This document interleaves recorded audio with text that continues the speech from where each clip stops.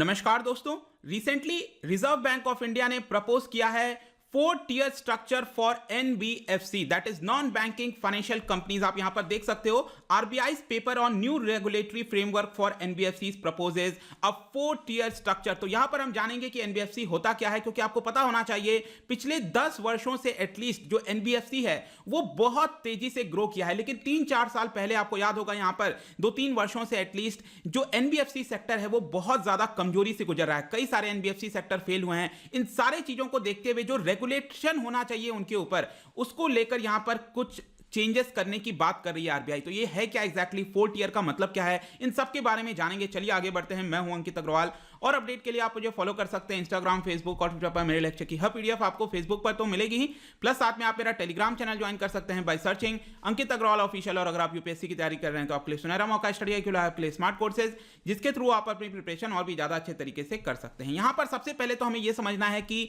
NBFC होता क्या है। देखिए, इसको हम शैडो बैंकिंग भी कहते हैं। अक्सर कहते हैं ना शैडो। देखो, शैडो क्या होता है? आपकी परछाई। तो मतलब यहां पर जो आप हो वो क्या है? एक तरह से बैंक है। आपकी परछाई क्या हो गई?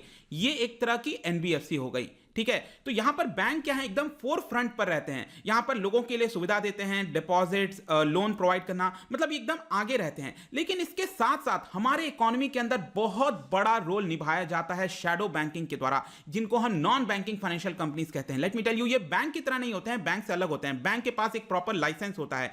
बैंक यहां पर जो ट्रेडिशनल डिमांड डिपॉजिट्स है वो ले सकता है। डिमांड डिपॉजिट्स क्या होता है कि आपने अपना पैसा जमा कर दिया सेविंग्स अकाउंट में, कहीं पर जो आप पैसा जमा कर रहे हो, आप कभी भी डिमांड कर सकते हो ना कि ये मेरा पैसा है, बैंक को वो देना पड़ेगा। तो इस तरह के जो डिपॉजिट्स हैं वो एनबीएफसीज नहीं ले सकती हैं। लेकिन ज्यादातर अगर आप देखोगे तो बैंकिंग का जो फंक्शन होता है वैसा ही कुछ फंक्शन जो है एनबीएफसीज का होता है। इनफैक्ट एनबीएफसीज स्पेशलाइज्ड होती हैं अलग अलग सेक्टर में। कुछ एनबीएफसी ऐसी होती हैं जो हाउसिंग के लिए लोन देती हैं, कुछ एनबीएफसी ऐसी होती हैं जो कि कार के लिए लोन देती हैं, कुछ एनबीएफसी ऐसी होती हैं जैसे कि फ्रिज हो गया, रेफ्रिजरेटर, एसी। आपने बजाज फाइनेंस के बारे में सुना होगा।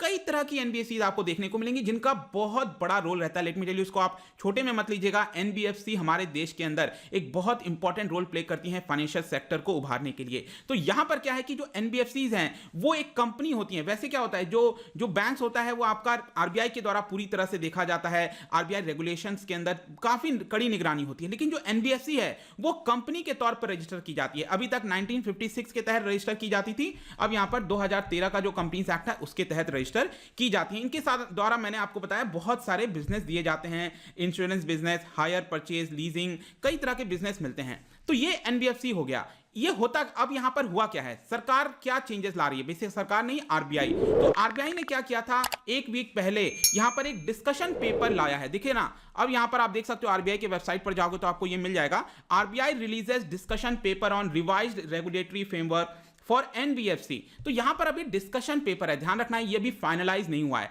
आरबीआई ने एक प्रपोजल सामने रखा है कि एनबीएफसी यहां पर जिस तरह से डूब रहे हैं, कई तरह के, जैसे आईएलएफ का क्राइसिस आपने सुना होगा, डीएचएफएल सुना होगा, तो ये सब जो डूब जाते हैं इसको हमें डूबने से रोकना होगा। अदरवाइज ये हमारे फाइनेंस के अंदर, हमारे जो फाइनेंशियल सिस्टम है उस पर एक बहुत बड़ा इंपैक्ट ला सकते हैं। तो जिस तरह का चेंजिंग टाइम्स हो रहा है, मतलब कि पहले इतना ज्यादा निर्भर नहीं होते थे एनबीएफसी की ओर, लेकिन पिछले 10-15 सालों से एटलीस्ट इनका ग्रोथ बहुत तेजी से देखने को मिला है। इसलिए जरूरी है कि इनका जो रेगुलेशन है उसमें कुछ चेंजेस किया जाए। तो ये नया फ्रेमवर्क है क्या बेसिकली? तो नए फ्रेमवर्क के तहत यहां पर आरबीआई ने कहा है कि जो रेगुलेशंस हैं, रूल्स हैं एनबीएफसीज के ऊपर, वो और ज्यादा स्ट्रिक्ट किए जाएंगे, यहां पर और ज्यादा टाइटन किए जाएंगे। इसके लिए आरबीआई प्रपोज करी है कि 4 tier का स्ट्रक्चर बनाया जाएगा। जैसे कि 4 tier मैं कहता हूं तो एक तरह से ये पिरामिड की तरह आप ले सकते हो। ठीक है, एक सबसे नीचे वाले कुछ एनबीएफसीज होंगे यहां पर, फिर दूसरे यहां पर होंगे, फिर तीसरे यहां पर होंगे, और सबसे ऊपर एक और कुछ एनबीएफसीज इधर भी हो सकते हैं। तो ये पिरामिड की तरफ से आप ले सकते हैं। सबसे नीचे वाला इसको बेस लेयर कहा जा सकता है,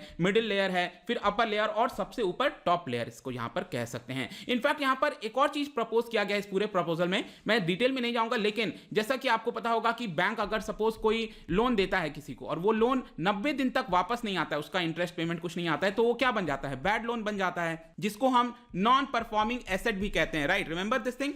तो ये बैड लोन बन जाता है। लेकिन 90 दिन का होता है बैंक्स का। एनबीएफसी का क्या होता है, ये 180 दिन का होता है कि वो लोन अगर एनबीएफसी ने दिया है किसी को तो 180 दिन तक नहीं आया तब वो बैड लोन बनेगा। लेकिन यहां पर आरबीआई ने प्रपोज किया है कि इसको हमें भी बैंकिंग की तरह कर देना चाहिए, 90 दिन का पीरियड कर देना चाहिए, ठीक है। इसके अलावा जो सबसे नीचे वाले एनबीएफसी होंगे उनको एनबीएफसी बेस लेयर कहा जा सकता है, फिर एनबीएफसी मिडिल लेयर, फिर एनबीएफसी अपर लेयर। अब इससे होगा क्या, सो व्हाट, यहां पर हमने नाम दे दिया, इससे फायदा क्या होगा? इससे फायदा ये होगा दोस्तों यहां पर कि जो अलग अलग लेयर्स में एनबीएफसीज हैं उसके हिसाब से हम कैटेगराइज कर सकते हैं कि किसके ऊपर ज्यादा निगरानी रखने की जरूरत है, किसके ऊपर ढिलाई छोड़ी जा सकती है। मतलब कि जो सबसे ज्यादा इंपॉर्टेंट है उसके ऊपर हमें और ज्यादा निगरानी देनी है, क्योंकि जो इंपॉर्टेंट है, आप सोचो जैसे एसबीआई हो गया आज के डेट में, state bank of India bank है, अगर बैंक के ऊपर निगरानी नहीं रखी जाएगी और एसबीआई कल के डेट में डूब गया, आप सोच के देखो कितनी बड़ी दिक्कत आ सकती है देश के अंदर, मतलब कितने लोगों का पैसा उसके अंदर जमा है। वैसे ही एनबीएफसी के अंदर बोला जा रहा है कि जो सबसे इंपॉर्टेंट है उसको और ज्यादा रेगुलेट करने की हमें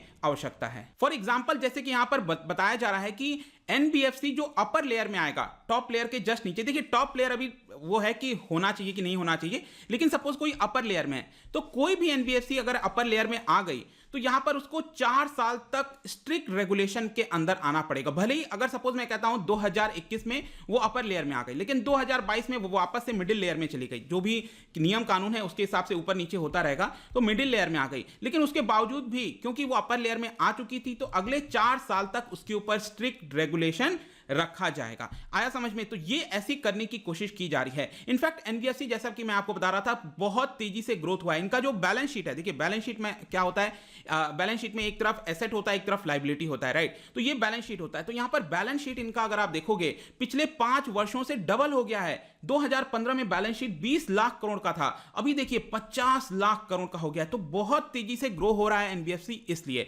अब मैं थोड़ा सा अलग अलग लेयर के बारे में बात कर लेता हूं। सबसे पहले नीचे बेस लेयर आएगा।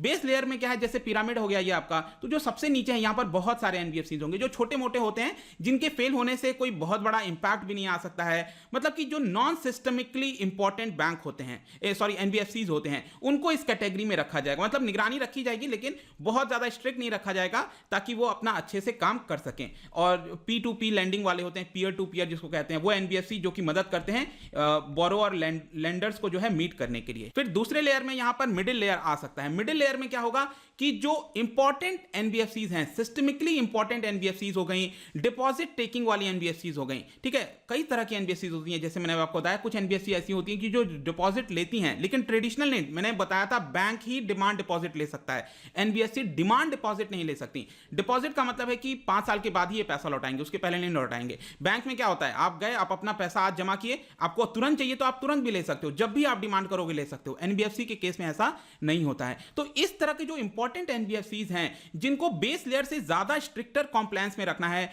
उनको इसके अंदर डाला जाएगा। फिर है अपर लेयर। अब अपर लेयर में ऑब्वियस सी बात है, तीसरा वाला कैटेगरी हो गया, यहां पर और ज्यादा हमें ध्यान देने की आवश्यकता है, जो बहुत ज्यादा सिग्निफिकेंट है हमारे इकोनॉमी के लिए। अगर ये फेल होते हैं तो एक तरह से काफी बड़ा रिस्क आ जाता है हमारे फाइनेंशियल सेक्टर के अंदर। तो यहां पर जरूरी है कि जो अपर लेयर के अंदर एनबीएफसीज हैं उसके ऊपर हम और ज्यादा अच्छे से स्ट्रिक्ट रेगुलेशन रखें, ऐसा आरबीआई का कहना है। और सबसे ऊपर है टॉप लेयर। देखिए टॉप लेयर होगा कि नहीं होगा यह अभी डिस्कशन का चर्चा है, लेकिन टॉप लेयर में बेसिकली क्या है कि ये एम्प्टी रहेगा, इसमें कोई एनबीएफसी नहीं रहेगी। लेकिन सपोज मैं कहता हूं कोई एनबीएफसीज हैं अपर लेयर में, सपोज मैं कहता हूं 5 एनबीएफसीज हैं ऐसी, ठीक है, 5 में से एक एनबीएफसी कुछ ज्यादा ही बड़ा हो गई, मतलब कि अगर वो फेल हो गई तो मतलब हमारी देश की अर्थव्यवस्था जो है बहुत ज्यादा चोट पहुंच जाएगी।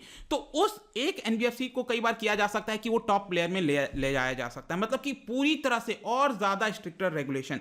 इस तरह का प्रपोजल यहां पर दिया गया है। ध्यान रखना अभी के लिए ये प्रपोजल है। तो ये 4 लेयर हैं दोस्तों, जिसकी बार बार न्यूज के अंदर और कई बार आपने देखा होगा मैगजीन्स वगैरह में आर्टिकल्स आ रहे हैं इसको लेकर। तो ये चर्चा हो रही है। आई होप कि यहां पर आपको समझ में आ गया होगा।